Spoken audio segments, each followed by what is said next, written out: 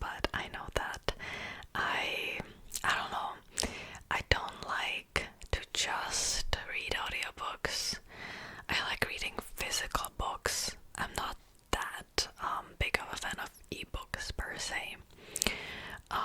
So let's get right to it. I do have a lot of different genres here prepared. If there's one thing that I got good at in 2022, is that I really got out of my comfort reading zone. Because if you watched my reading stats video, you could see I mainly read like fantasy or fantasy romance for some reason. I'm not even that big of a fan of romance, but for some reason I was reading a lot of books like that, and this year I'm reading non-fiction, literary fiction, thrillers. I'm reading fantasy too, but not as much as I used to, and I actually like to keep it that way. I'm still reading The Way of Kings by Brandon Sanderson. I'm like halfway through it now. I had to stop because I had to read some books for a video for my booktube channel. But anyways, I'm rambling too much. I'm pretty sure you don't mind that, but let's get right to the books. So the first book that I want to read, and this is actually a non-fiction, and I've had it in my whole last year. I don't know when exactly, maybe like April, so it's been like a year since I bought this book. It's titled The Map of Knowledge by Violet Muller, and also another title is How Classical Ideas Were Lost and Found, a History in 7 Cities. So let me read you like the synopsis too.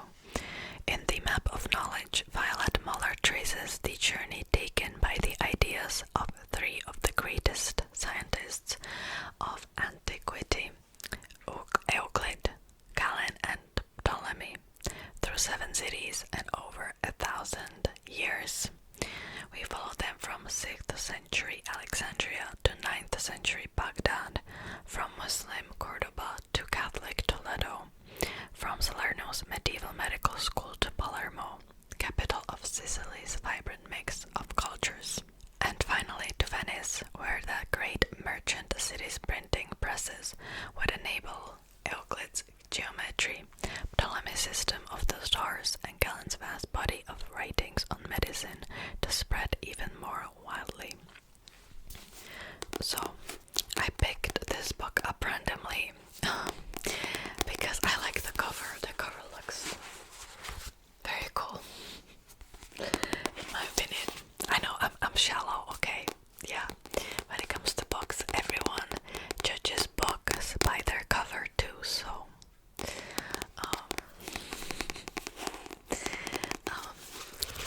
but of course, like, the premise sounds super interesting, and it has about like 300 pages, and it's divided into 7 parts. Each part is set in like a different city, and it just sounds very interesting, and I finally want to read it this spring. Let me show to you like the, for example here, it says like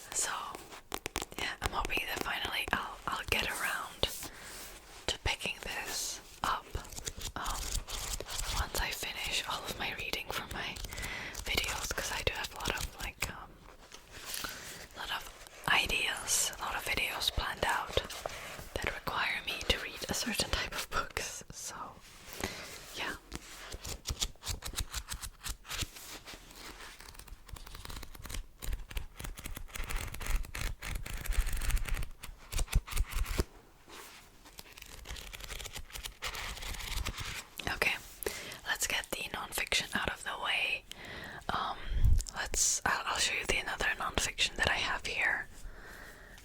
And that is, this is so heavy. This is like a weapon. Okay, like you could use this as a weapon.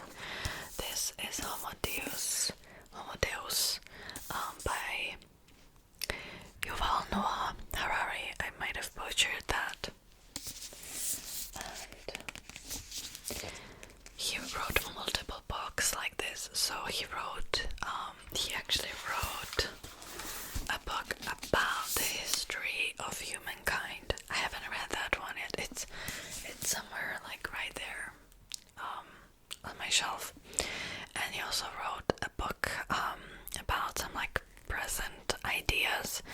And this is a book about the future and the future of humankind. And I actually want to start with this one because this one sounds the most interesting, I guess. So yeah, Homo Deus, A Brief History of Tomorrow. And it originally came out in 2015, so it's been a while.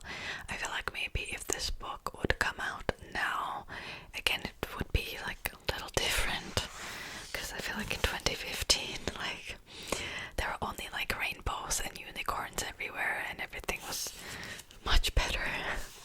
Well, it depends on like how you look at things. I feel like some things, some like social movements made some things a little better, but still. Okay, so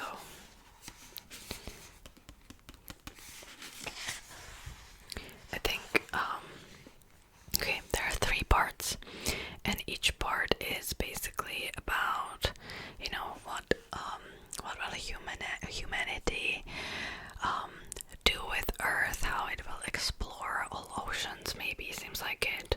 I'm not exactly sure. Cause yeah, like the titles are not that clear of the different parts. You know, how there will be different revolutions, maybe how humanity will lose control in the end. I don't know, just stuff like that, like very philosophical. And I remember when I was younger, I always regretted like being born. Now I always wanted to be born in like 300 years from now or something, you know. And I don't know, I often think about like what the future will bring. Not my future, but like the future of humanity, and how the society will change in like 100 years, 300 years, and how the issues that we deal with today just won't be present anymore, and how the people will look down on us, you know, just like we look down on like certain people in like the previous century, or you know, the one before that, because there was a lot of issues, right? So yeah, I don't know, just this book is right up my alley. I might start with it. Actually, now that I think about it, I think I will pick this book up first. We'll see. This is almost 400 pages long. Yeah. And even Bill Gates said that it's extremely interesting, thought-provoking book. So there you go. And usually if there's like a quote from Bill Gates on a book, usually it's pretty good, I've noticed. I'm not even like a fan of Bill Gates or anything like that. I've just noticed that. Alright. Okay, so yeah, alright, so let's move on. These were the only 2 non-fictions that I had in here. The rest are fiction, but again they're really different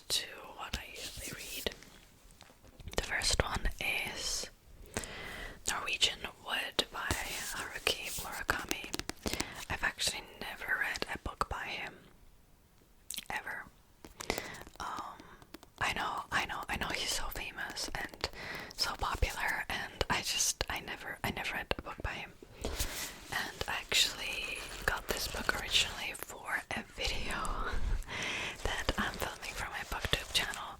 It's a secret video, so I'm not gonna tell you the title, okay? Not that it matters, but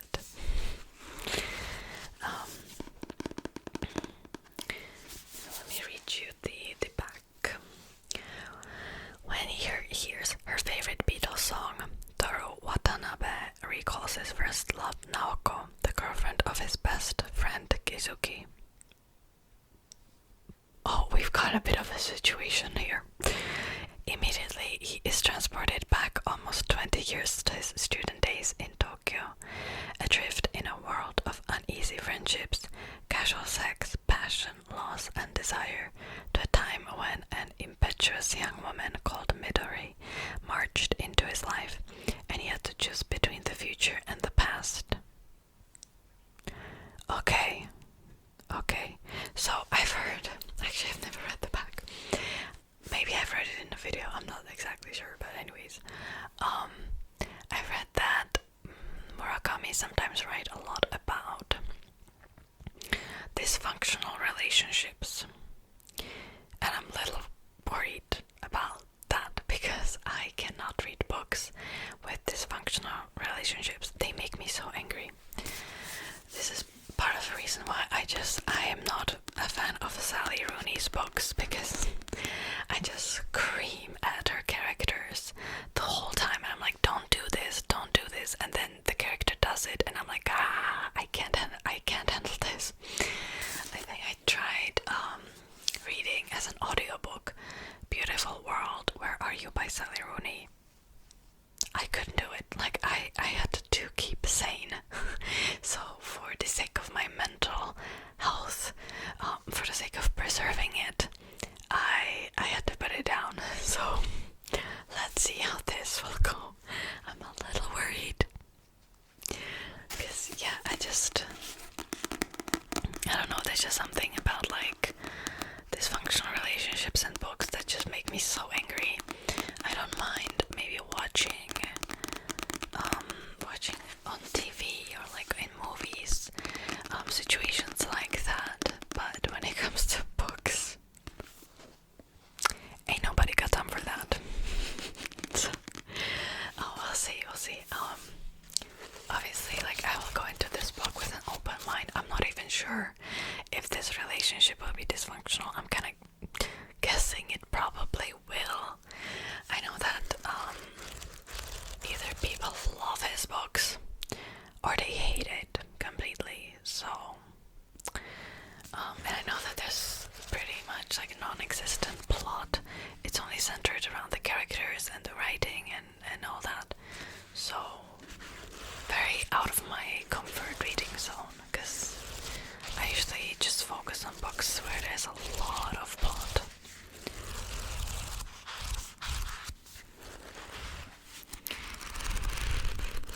So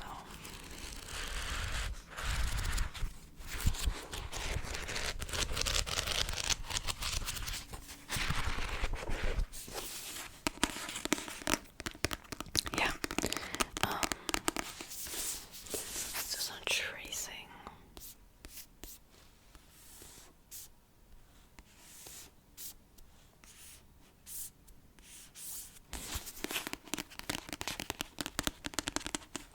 I still want to read it, even though, like, here's the thing, I know it's out of my comfort zone, and, you know, I've expressed my worries about this book, but I still want to give it a try, you know, just because I've heard certain things about it, and I feel like I might not like it.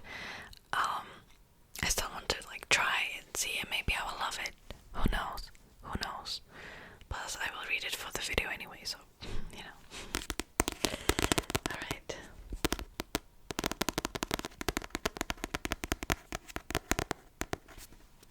I love this cover. I really like these editions by Vintage Books. I think they're super cool. Okay, this book is undeniably hip, full of student uprisings, free love, booze, and 1960s pop. It's also genuinely emotionally engaging and describes the highs of adolescence as well as the lows.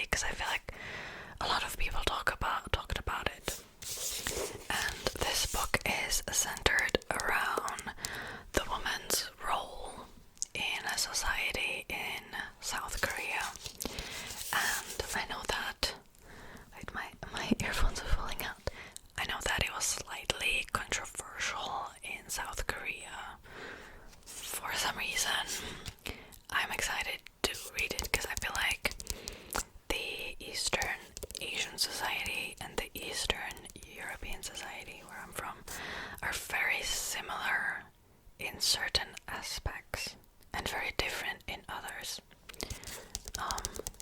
I don't really know what to expect from this book. I mean, I'm guessing what it's going to be about, because I know that it's about feminism and, about the, probably like a slight criticism of society, but I don't want to make like any predictions really. And by the way, this is fiction. It's fiction, but it's very much based on the reality, pretty much. Yeah. Okay. So again, I'm reading this book for a video that I'm making, and I'm excited. I've bought this book like a long time ago now, maybe like, last year. Oh, and it's by Cho Namju. They wrote it in like a Czech way, so I'm like, what's this? Yeah, Cho Namju. It's very confusing, like the Czech spelling of a Korean name,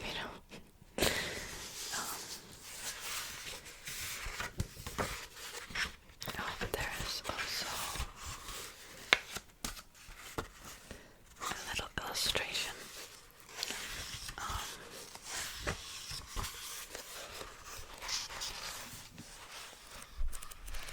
It's relatively short, it's not even 200 pages. You know what, I'm gonna read you the synopsis. From my phone, I'm gonna find it on Goodreads for you. I've had a hard time finding it. Okay, I think I found something. Okay. One of the most notable novels of the year, hailed by both critics and K-pop stars alike, Kimchi, born in 1982, follows one woman's psychic deterioration in the face of rampant misogyny in a tidy apartment on the outskirts of Seoul.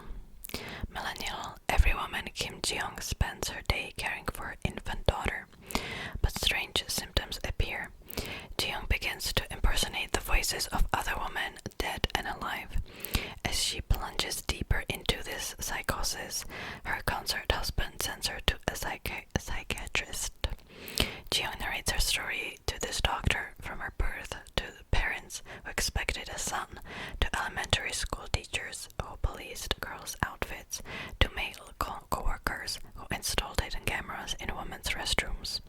But can her psychiatrist cure her, or even discover what truly ails her? Yeah. Okay. Last book. And I feel like everyone knows this book, and I think I've mentioned it in a video before, and I want to read it. It's Jane Eyre. I finally want to read Jane Eyre by Charlotte Bronte. I haven't been really reading a lot of classic these last few months, and I feel like now it's the right time for me to read it. This is again the Czech edition. I bought the Czech